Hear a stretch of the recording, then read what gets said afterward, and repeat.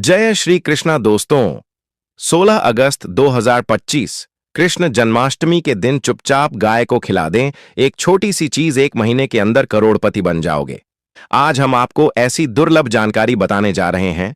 कृष्ण जन्माष्टमी के दिन गाय को एक चीज खिला देते हो तो आपकी जन्मों जन्मांतर की भगवान श्री कृष्णा की कृपा से हमेशा के लिए समाप्त हो जाएंगी। वास्तव में अगर आप यह उपाय कर लेते हो तो यकीनन आप पर भगवान श्री कृष्णा माता लक्ष्मी जी की असीम कृपा प्राप्त होगी और आप धनवान बन जाओगे। आप धनवान ना बने तो मुझे बताना दोस्तों, मैं सौगंध खाता हूं। बस जो उपाय आपको बताया जाए वह उपाय जन्माष्टमी के दिन कर लेना। चलिए जानते हैं। कृष्ण जन्माष्टमी के दिन चुपचाप गाय को खिला दें। यह एक छोटी सी चीज करोड़पति भी अरबपति होंगे। सभी संकट और आसान से मुक्ति, मृत्यु दंड, पितृदोष तुरंत होगा। पूरे साल आपके भरे रहेंगे। अन्य धन के भंडार यूं कहें कि आपकी 7 पूछतें तक करेंगी। रूपों पैसों पर राज बैंक बैलेंस बढ़ता चला जाएगा। आपके घर में वेतन है वह कभी खर्च नहीं होगा और बढ़ता ही जाएगा। सभी दुख दर्द संकट कष्ट दूर हो जाएंगे दूर, और सभी सुख आपके कदमों में आ जाएंगे। सभी सुख आपके कदम चूमेगी यदि आप यह एक छोटी और खास चीज जन्माष्टमी के दिन चुपचाप गाय को खिला देते हैं तो तत्काल गरीबी आपके जीवन से खत्म हो जाएगी। योग से राजा बन जाता है और 33 कोटि देवी देवताओं को धारण करने वाली गौ माता की असीम कृपा व्यक्ति पर आजीवन बसती है। भगवान श्री कृष्ण माता लक्ष्मी की कृपा से व्यक्ति के घर में कभी भी अन्य धन वस्त्र की कमी नहीं होती। अन्य धन के भंडार व्यक्ति के घर में भरे रहते हैं। जन्माष्टमी के दिन गाय का यह उपाय करने से व्यक्ति के जीवन से तत्काल गरीबी खत्म हो जाती है। तो दोस्तों, कौन कौन से बेगौ माता से जुड़े खास और महत्वपूर्ण उपाय हैं जिन्हें यदि जन्माष्टमी के दिन कर लेते हैं तो दोस्तों, गाय का उपाय बताने से पहले मैं आपको जन्माष्टमी पूजा के बारे में थोड़ा सा जानकारी दे देता हूं कि जन्माष्टमी का व्रत कब रखा जाएगा और जन्माष्टमी कब मनाई जाएगी। पूजा का शुभ मुहूर्त क्या है। पंचांग मुताबिक हर साल श्री कृष्ण जन्माष्टमी भादो मास के कृष्ण पक्ष की अष्टमी तिथि को मनाए जाने का विधान है। इस दिन भगवान श्री कृष्ण जन्मोत्सव होता है। आपको बता दें कि भगवान श्री कृष्ण के जन्म के समय अष्टमी तिथि, रोहिणी नक्षत्र, लग्न वृषभ राशि और बुधवार का दिन था। वहीं भगवान का जन्म मध्य रात्रि को हुआ था। इस दिन श्री कृष्ण के बाल स्वरूप लड्डू गोपाल के रूप में उनकी मूर्ति का पूजन करना शुभ होता है। इस साल जन्माष्टमी का पर्व 16 अगस्त को मनाया जाएगा। साथ ही इस दिन सर्वार्थ सिद्धि और अमृत सिद्धि योग बन रहा है, जिससे इस दिन का महत्व और भी बढ़ गया है। आइए जानते हैं तिथि और शुभ मुहूर्त। कृष्ण जन्माष्टमी तिथि 2025 पंचांग के मुताबिक 15 अगस्त को देर रात 11:48 पर भाद्रपद माह के कृष्ण पक्ष की अष्टमी तिथि आरंभ होगी।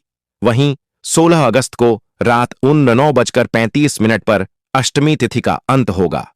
भगवान कृष्ण का जन्म मध्य रात्रि में हुआ है, इसके लिए भगवान कृष्ण का जन्मोत्सव मध्य रात्रि में मनाया जाता है। शास्त्रों के अनुसार श्री कृष्ण जन्माष्टमी पर भगवान कृष्ण मथुरा नगरी में राजकुमारी देवकी और उनके पति वासुदेव के 8वें पुत्र के रूप में अवतरित हुए थे। मान्यता है कि जो व्यक्ति कृष्ण जन्माष्टमी का व्रत रखकर पूजा अर्चना करते हैं उनकी सभी मनोकामनाएं पूर्ण होती हैं। साथ ही कृष्ण जन्माष्टमी पर भगवान कृष्ण की आराधना करने से सुख समृद्धि की प्राप्ति होती है। साथ ही जन्माष्टमी का व्रत रखने से व्यक्ति को अक्षय पुण्य की प्राप्ति होती है। वहीं इस दिन लोग भजन कीर्तन करते हैं और जन्मोत्सव मनाते हैं। इस दिन के लिए मंदिरों को विशेष तौर पर सजाया जाता है। वहीं महाराष्ट्र में जन्माष्टमी के दिन दही हांडी का आयोजन किया जाता है, जो भगवान कृष्ण के बचपन की लीलाओं का प्रतीक है। जन्माष्टमी के दिन गाय को एक छोटी सी चीज खिला देते हो बिना किसी को बताएं तो यकीन मानिए दोस्तों, करोड़पति बनने से विधाता भी नहीं रोक सकता। भगवान श्री कृष्ण को प्रिया गौ माता को कुछ ना कुछ जरूर ही खिलते हैं। इससे मनुष्य के जन्मों जन्म अंतर की गरीबी हमेशा के लिए नष्ट हो जाती है। दोस्तों, जिस दिन का इंतजार पूरे साल भर से दुनिया भर के हर पंडित, एस्ट्रोलॉजर और हर हिंदू भाई हैं को रहता है, वह दिन अब आ गया है, क्योंकि यह दिन साल में एक ही बार आता है, ना कि बार बार। जो दोस्तों आपकी जानकारी के लिए बता दें, हिंदू धर्म में जन्माष्टमी को बहुत ही धूमधाम से मनाया जाता है। प्रकृति भी जन्माष्टमी के आने का स्वागत करती है चारों तरफ। हरियाली ही हरियाली, महिलाएं पेड़ पर झूला डालकर झूला झूलती हैं। सभी तरफ एक अलग ही दिव्य वातावरण फैला होता है, जो कि प्यार की सौगात है। यह जन्माष्टमी प्यार की सौगात को लेकर आता है, इसलिए इस महीने को प्यार का महीना भी बोलते हैं। सुहागन महिलाएं जन्माष्टमी का व्रत रखती हैं। इसी के साथ साथ कुंवारी कन्याएं और पुरुष भी इस व्रत को रखते हैं, और इसमें सबसे पहले भगवान श्री कृष्ण की पूजा की जाती है, माता लक्ष्मी की पूजा की जाती है, देवी देवताओं की पूजा की जाती है, और जो भोग बनाया जाता है वह भगवान श्री कृष्ण को भोग लगाया जाता है, और गौ माता की पूजा की जाती है। लेकिन इनमें सबसे ज्यादा महत्व जन्माष्टमी का माना जाता है। शास्त्रों में, वेद पुराणों में साफ साफ लिखा हुआ जन्माष्टमी का व्रत भगवान श्री कृष्ण तथा माता लक्ष्मी जी का आशीर्वाद प्राप्त करने का सबसे सुनहरा दिन होता है। इस दिन भगवान श्री कृष्ण बहुत ही ज्यादा प्रसन्न मुद्रा में होते हैं और अपने दोनों हाथों से अपने भक्तों पर कृपा बरसाते हैं। एक तरफ दोस्तों मान्यता है, जन्माष्टमी के दिन जो सूर्य होता है वह अन्य दिनों के मुकाबले सबसे ज्यादा प्रकाशमान होता है। जन्माष्टमी के दिन सूर्य देवता को आगे दिया जाता है। महिलाएं जन्माष्टमी का व्रत पूर्ण जन्म में किए हुए पापों से मुक्ति पाने के लिए, संतान प्राप्ति के लिए व्रत रखती हैं। दोस्तों, अगर आप नहीं जानते तो आपकी जानकारी के लिए बता दें, एक व्यक्ति की कुंडली में अगर चंद्र ग्रह की स्थिति अच्छी है तो उसे व्यक्ति का भाग्य हमेशा उसका साथ देता है। वह व्यक्ति जिस कार्य को भी शुरू करता है उसे कार्य में उसको सफलता प्राप्त होती है। इसीलिए जन्माष्टमी को हमारे हिंदू धर्म में बहुत ही ज्यादा विशेष और खास महत्व दिया गया है। आप लोगों की जानकारी के लिए बता दें, जन्माष्टमी के दिन 52 तरीके के शुभ योग बन रहे हैं। कई सालों के बाद सूर्य का प्रकाश इतना प्रकाशमान होगा जितना कभी नहीं हुआ। 31 साल में ऐसा दुर्लभ संयोग बनने जा रहा है। लक्ष्मी योग, ग्रह योग, नक्षत्र योग, अमृत सिद्धि योग जैसे शुभ योग का निर्माण हो रहा है, क्योंकि जन्माष्टमी के समय में पूरे दिन का व्रत करने से भगवान श्री कृष्ण माता लक्ष्मी जी का आशीर्वाद प्राप्त होता है और मनोकामना पूर्ण होती है।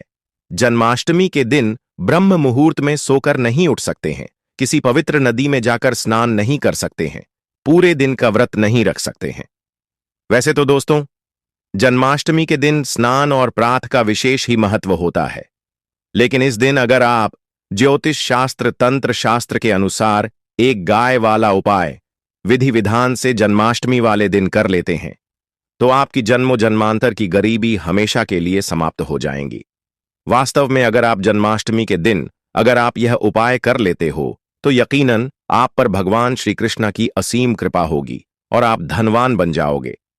इस दिन सभी भगवान श्री कृष्ण की पूजा करने के साथ साथ गौ माता की पूजा अवश्य ही करते हैं, और गौ माता को कुछ ना कुछ जरूर ही खिलते हैं, क्योंकि भगवान श्री कृष्ण को गाय अत्यधिक प्रिय है। अब आप सोच रहे होंगे कि गाय को ऐसा क्या खिलाने से और ऐसा क्या उपाय करने से आपको भगवान श्री कृष्ण माता लक्ष्मी का आशीर्वाद मिल सकता है। तो दोस्तों, आपने देखा होगा जब भी आपके घर पर दिवाली की पूजा होती है या धनतेरस की पूजा होती है या फिर जन्माष्टमी की पूजा होती है तो आपके घर वाले गौ माता की पूजा जरूर करते हैं, और गौ माता को जो भोग होता है उसमें से कुछ ना कुछ खिलाते हैं, ज्यादा नहीं तो 2 पूरी अवश्य ही खिलाते हैं। तो दोस्तों, आपको इस बार वाले दिन ही करना है और सूर्य देव को आगे देना है और उनकी विधि विधान से पूजा करना है। इस बार जन्माष्टमी है, वह बहुत ही शुभ युगों के निर्माण द्वारा बन रहा है। तो इस वीडियो में आपको गौ माता से जुड़े उपाय के बारे में बताने वाले हैं, जिन्हें करने से आपके जीवन के जो भी दुख, दर्द, संकट है या कामयाबी होने में कोई बाधाएं आ रही है, सभी से छुटकारा मिलने वाला है। यूं कहें कि आपके जीवन में अपार धन सुख, कभी भी धन से संबंधित परेशानी नहीं रहेगी। यदि आपकी जिंदगी प्रबल हो जाएगी, धन प्राप्ति के योग्य बन जाएंगे और जीवन में सदैव अन्य धन के भंडार आपके घर में भर रहेंगे। अन्य धन वस्त्र कभी कमी नहीं होगी। आपको बता दें, इस दिन भगवान श्री कृष्ण और गाय की पूजा के साथ साथ हनुमान जी, मंगल देवता और भगवान शनिदेव की भी पूजा जरूर करनी चाहिए। आपको बता दें कि इस दिन यदि आप हनुमान जी और मंगल देवता भगवान शनिदेव की पूजा करते हैं तो मंगल का ग्रह जनित दोष भी दूर हो जाता है। व्यक्ति के जीवन में धन, सुख, संपत्ति की प्राप्ति हो जाती है। समस्त मनोकामना व्यक्ति की पूर्ण हो जाती है। दोस्तों, आपको हम बता दें कि ऐसी ज्ञानवर्धक जानकारी आपको हम पैसों में भी बांट सकते थे, पर हमारे चैनल का मकसद है जनहित में जन कल्याण एवं जन सेवा करना। इसीलिए आपके लिए जो जानकारी बताते हैं वह फ्री में बताते हैं। इसलिए आप इस वीडियो को भी जरूर लाइक करें। और दोस्तों, मैं आपसे एक अनुरोध और करना चाहूंगा कि आप अपनी राशि कमेंट बॉक्स में जरूर डाल दें, जिससे कि आपकी राशि के अनुसार हम आपको कुछ ऐसे उपाय बता सके जिससे आपको लाभ की प्राप्ति हो। क्योंकि हम राशि से जुड़े उपाय भी आपको बताते हैं, तो आप कमेंट बॉक्स में अपनी राशि हमें जरूर बताएं या अपना नाम बताएं, जिससे आपके लिए कुछ हम ऐसे उपाय बता सके। साथ में जय गौ माता अवश्य लिखें दोस्तों। साथ ही से एक उपाय तो जरूर करना है। गाय का उपाय बताने से पहले एक उपाय आपको बता दें। इस उपाय को लाइक जरूर करें। क्या करें कि शाम के समय पीपल के पेड़ के नीचे आपको सरसों का चौमुखी दीपक, आटे का दीपक बनाना है। चौमुखी दीपक में आगे की बाती लगाकर सरसों के तेल का दीपक जला देना है। आटे का दीपक बनाएं, जो मुख्य तेल डालें उसमें बाती ही डालें। लाल वाली कलावे की दीपक जला दें। 4-4 बाती लगाकर चारों दीपक मतलब 4 भाग उसके बन जाएं। हर एक भाग को जलाएं और बीच में 2 सबूत फूल वाले लौंग भी डाल दें। फिर देखिए कैसे चमत्कार आपके जीवन में होता है। शाम के समय जलाकर उसे छोड़ें, मनोकामना मांगकर छोड़ दें। दोस्तों, अभी तक अपने चैनल को सब्सक्राइब ना किया हो तो जरूर कर लें। इससे आपको और भी ज्ञानवर्धक जानकारी सीधे माध्यम से प्राप्त हो सके। दोस्तों, यह गौ माता वाला उपाय बहुत ही प्रभावशाली उपाय बताया। मैंने आपको इस उपाय को जरूर करें। बहुत ही लाभकारी उपाय बताया है, बहुत ही आपको लाभ देगा यह उपाय। और अब बात करें गौ माता से जुड़े कौन कौन से उपाय आपको इस दिन मतलब गाय से जुड़े, जिन्हें करने से व्यक्ति को 7 पीढ़ियों तक बैंक बैलेंस की कमी नहीं होती, दुख दर्द संकट कष्ट दूर हो जाते हैं और सभी सुख व्यक्ति के कदमों में आ जाते हैं। तो दोस्तों, जन्माष्टमी के दिन आपको भगवान श्री कृष्ण विधि विधान से पूजा करना है और उसी के साथ गौ माता की पूजा अवश्य करना है। और गौ माता को जो भोग जन्माष्टमी पूजा के लिए बनाया गया था, उसे भोग से 2 पूड़ी जरूर ही खिला देनी है। सूखी पूरी नहीं खिलाना है। पूड़ी के ऊपर आप मिठाई या कोई सब्जियां, हलवा जो भी बनाया है वह आपको गौ माता को जरूर ही खिलाना है। दोस्तों, हर एक और मांगलिक काम में गौ माता या उनसे जुड़ी चीज जैसे गाय का गोबर, गोमूत्र, गाय का दूध अथवा गाय के दूध से बना घी जरूर शामिल करें। इससे आपको पुण्य भाव की प्राप्ति होगी। सनातन परंपरा के अनुसार जिस घर में गाय होती है उसे घर से जुड़े सभी वास्तु दोष स्वयं खत्म हो जाते हैं, क्योंकि पंचम या के बिना कोई भी पूजा पाठ और हवन सफल नहीं होता। दोस्तों, जन्माष्टमी के दिन एक बार हो सके तो परिवार सहित एक बार गौशाला जाने का नियम जरूर बनाएं और हो सके तो गायों को हरा चारा जरूर खिलाएं, जिससे सभी वास्तु दोस्त शांत हो जाते हैं। दोस्तों, आपका प्रिय चैनल कभी किसी को भी गलत जानकारी नहीं देगा, इसलिए किसी के बहकावे में ना आए, क्योंकि कुछ लोग ऐसे होते हैं जिन्हें वास्तुशास्त्र का ज्ञान नहीं होता है और इनसे जुड़े दोषों का निदान हो जाता है। गर्मियों में गौ माता को पानी पिलाएं और सर्दी में गौ माता को गुड़ जरूर खिलाएं। ध्यान रखें कि जन्माष्टमी वाले दिन गौ माता को गुड़ जरूर ही खिलाना है। गर्मियों में गाय को गोद ना खिलाए। अनेक देवी देवताओं को अपने शरीर पर धारण करने वाली गौ माता से जुड़े कई शुभ और अशुभ संकेत भी होते हैं। मतलब गाय का दूध दौते समय यदि गाय ठोकर मार दें और सारा दूध बिखर जाए तो अपशगुन होता है। यदि कोई यात्रा पर निकल रहा हो वह यात्रा जरूर ही सफल होती है। पर और गाय अपने बछड़े को दूध पिलाती सामने आ जाए तो निश्चित रूप से कि यात्रा के लिए आप निकले हैं, वह यात्रा आपकी जरूर ही सफल होगी। और वह जिसके लिए आप निकले हैं वह जरूर ही यात्रा पर जाते समय गाय की आवाज आना और रात्रि में गाय की हुंकार करना भी शुभ होता है। दोस्तों, साथ ही साथ गाय के साथ आप भूल कर भी यह काम ना करें, अन्यथा मिलता है। जी हां दोस्तों, गाय को राष्ट्रीय पशु बनाए जाने और इन्हें मौलिक अधिकार दिए जाने की बात हो रही है, तो सवाल उठता है, गाय संस्कृति का अहम हिस्सा है, तभी गाय के साथ लोग खराब व्यवहार कैसे कर लेते हैं और जैसे ही दूध देना बंद कर देती है तो लोग इन्हें उनकी किस्मत पर छोड़ देते हैं, सड़कों पर और गलियों में भटकने के लिए। ऐसे में गोवंश जीवन को कोई डंडे मारता है तो कोई उन पर पानी डाल देता है, कई बार लग जाती है तो कभी बीमार होकर बेचारी गाय दम तोड़ देती है। ऐसे में जरूरत है इन बातों को जानने की गाय को लेकर शास्त्रों में क्या कहा गया है। आपको कैसा व्यवहार करना चाहिए? क्या दोस्तों, गाय को कभी भी मारना पीटना नहीं चाहिए। शास्त्रों में गाय को माता का दर्जा दिया गया है। गाय को मारने वाला माता को मारने पीटने वाले के समान पाप का भाग्य समझा जाता है। नरक लोक में वर्षों तक कष्ट भोगना पड़ता है। अगले जन्म पशु योनि में मिलता है कि गौतम मुनि ने गलती से गाय को डंडा मार दिया था, जिस गाय की मृत्यु हो गई थी, और इस पाप से मुक्ति के लिए इन्हें वर्षों तक तपस्या करनी पड़ी। इसलिए स्वयं ईश्वर श्री कृष्ण जी ने बैल स्वरूप में आए वृद्ध आश्रम का वध कर दिया था, जिससे मुक्ति के लिए भगवान श्री कृष्ण को संपूर्ण तीर्थ को एक कुंड में बुलाना पड़ा, और इस कुंड में स्नान से वह पाप मुक्त हो गए थे। स्वयं भगवान भी इस शराब से नहीं बच पाए, तो हम तो इंसान ही हैं दोस्तों। साथ ही साथ पानी पी रही गाय को भागते हैं, वह घोर पापी के भंग बनाकर होते हैं। ऐसे लोग घर आपसे मुक्त होकर स्वर्ग पाए जाते हैं और बड़े ही धनवान कल में जन्म लेकर सुख भोगते हैं, और साथ ही साथ आराम कर रही गाय को कष्ट देकर कभी भी उठाना नहीं चाहिए। वह जन्म में किए गए जाने अनजाने में पापों से मुक्ति हो जाती है और गोलोक में स्थान पाते हैं। गाय को डंडा मारकर उठना, पानी डालकर उठाने से मनुष्य पाप का भागी बनता है और अगले जन्म में उसे दर दर भटकना पड़ता है। और साथ ही साथ शास्त्रों में बताया गया है, जो लोग गाय की सेवा करते हैं और उनका भोजन खिलाते हैं और उनकी परवरिश अच्छी तरह से कहते हैं, तो वह लोगों के जीवन की सभी इच्छाएं पूर्ति होती हैं। गाय के बछड़े से बचा हुआ दूध ही मनुष्य को लेना चाहिए, परंतु कुछ लोग एक बार गाय को धो लेने बाद फिर से बछड़े के लिए बचा हुआ दूध भी धो लेते हैं। ऐसा करना घोर पाप कहा जाता है। ऐसे दूध को धोने वाला और ग्रहण भी बन जाते हैं। दोस्तों, साथ ही साथ शास्त्रों में कहा गया है कि गोवंश मतलब गाय और बैल के पीठ पर नहीं बैठना चाहिए। उनका पीठ पर बैठने से महापाप लगता है। ऐसे लोगों को नरक की यात्रा भोगनी पड़ती है। एकमात्र देव के अंश के उत्पन्न नदी ही गौवंश है, जिस पर स्वयं महादेव और महादेव सवारी करते हैं, क्योंकि नंदी ने स्वयं अपनी इच्छा से महादेव की सवारी बनना स्वीकार किया था। और साथ ही साथ शास्त्रों में गाय के दान को बहुत ही महत्व दिया गया है, परंतु ऐसी गाय का दान कभी नहीं करना चाहिए जो बूढ़ी और बीमार हो।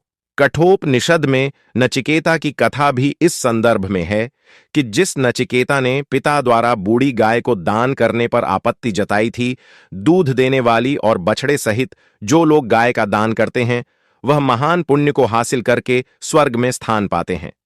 दोस्तों, साथ ही साथ सूर्य, चंद्र, मंगल या शुक्र की युक्ति राहु से हो तो पितृदोष होता है। यह भी मानता है कि सूर्य का संबंध पिता से एवं मंगल का संबंध रक्त से होने के सूर्य यदि शनि, राहु या केतु या दृष्टि हो तथा मंगल की युति राहु या केतु से हो तो पितृदोष होता है। इस दोस्त से जीवन संघर्ष में बन जाता है। यदि पितृदोष हो तो गाय को प्रतिदिन या जन्माष्टमी के दिन रोटी, गुड़, चारा आदि खिलाने से पितृदोष दोस्तों हर एक और मांगलिक काम में गौ माता या उनसे जुड़ी चीज जैसे गाय का गोबर, गोमूत्र, गाय का दूध अथवा गाय के दूध से बना घी जरूर शामिल करें। इससे आपको पुण्य भाव की प्राप्ति होगी। सनातन परंपरा के अनुसार जिस घर में गाय होती है उसे घर से जुड़े सभी वास्तु दोष स्वयं खत्म हो जाते हैं। गाय के ऊपर जो कुबड़ होती है वह बृहस्पति गुरु है। अतः जन्मपत्री में यदि बृहस्पति अपनी नीच राशि मकर में हो या अशुभ शिवलिंग में जा रहे हो और सामने से गौ माता आई हुई दिखाई दे तो गौ माता को अपनी दाहिनी ओर से जाने देना चाहिए। आपकी यात्रा जरूर ही सफल होगी। और साथ ही साथ यह संकेत भी जान ले, यदि आप यात्रा पर जा रहे हैं और सामने आपके गाय पड़ जाएं अथवा अपने बछड़े को दूध पिलाती हुई सामने गए दिखाई दे जाए तो समझ जाना कि वह यात्रा आपके लिए जरूर ही सफल होगी। और साथ ही साथ जिस घर में गाय होती है उसमें वास्तु दोष स्वतः ही खत्म हो जाता है। और आप भी रोटी बनाएं, प्रतिदिन ताजी रोटी ही बनाएं। गाय को अगर आपने रोटी बनाई है तो कोशिश करें कि उसे रोटी को आप तुरंत ही गाय को खिला दें। अगर आप उसे रोटी को रख देंगे और उसे रोटी को अगले दिन देंगे तो वह रोटी बंसी मानी जाएगी। गाय को कभी भी बासी रोटी ना दे, इसे घर में नकारात्मक ऊर्जा वास करती है और आपकी बिल्कुल भी नहीं बनेंगे। इससे आपके घर में हमेशा दर्द देवता का वास रहेगा और आप जिस भी कम उसे काम में आपको हमेशा असफलता ही हाथ लगेगी। इसलिए कोशिश करें गाय को रोजाना ताजी रोटी बनाकर खिलाएं, बासी रोटी गाय को ना दें और साथ ही साथ सड़ी गली चीज गाय को नहीं खिलानी चाहिए कि घर में कोई फल है, कोई सब्जी है, सड़ जाए तो लोग क्या करते हैं, गाय को देते हैं। नहीं, ऐसा नहीं करना चाहिए। ऐसा करने से यदि आप गाय को खिलाते हैं तो और आपके भाग्य बन जाते हैं। और साथ ही साथ आप आटे की 11 लोई यहां बनाकर उनके ऊपर हल्दी लगा करके इसके बाद गाय को खिलाएं।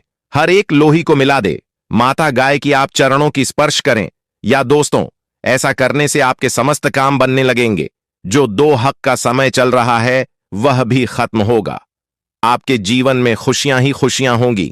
और एक बार आप 7 बार गाय की परिक्रमा भी कर लें तो आपके समस्त कम होंगे। और साथ ही साथ आप गाय को जब भी रोटी दे, रोटी पर या तो आप थोड़ी हल्दी लगा लें, अगर अच्छा ना हो तो आप थोड़ा रख सकते हैं, थोड़ा घी रख सकते हैं। या दोस्तों, गाय को कभी भी सूखी रोटी ना खिलाए। सूखी का मतलब गए रोटी रखें, उसे पर कुछ ना कुछ रखकर खिलाए। हल्दी रख ले मिश्री की या जो भी रख ले, मतलब खाली रोटी नहीं खिलानी। इस बात का जब भी आपको शुभ फलों की प्राप्ति होगी। जी हां दोस्तों, उपाय कुछ बातें जिन्हें आपको ध्यान में जरूर रखना चाहिए। या दोस्तों, वीडियो अच्छी लगी हो, वीडियो को लाइक करें, ज्यादा से ज्यादा अपने दोस्तों में शेयर करें।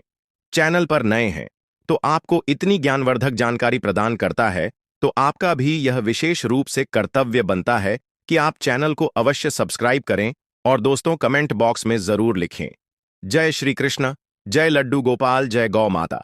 जरूर ही लिखें। जानकारी अच्छी लगी हो तो वीडियो को लाइक जरूर ही करें और चैनल पर नए हैं तो चैनल को सब्सक्राइब कर लें ताकि किसी भी प्रकार की और भी ज्ञानवर्धक वीडियो आपको सीधे नोटिफिकेशन के माध्यम से प्राप्त हो सके। वीडियो के अंत तक बने रहने के लिए आप सभी का धन्यवाद। मिलते हैं नेक्स्ट वीडियो में, तब तक के लिए नमस्कार।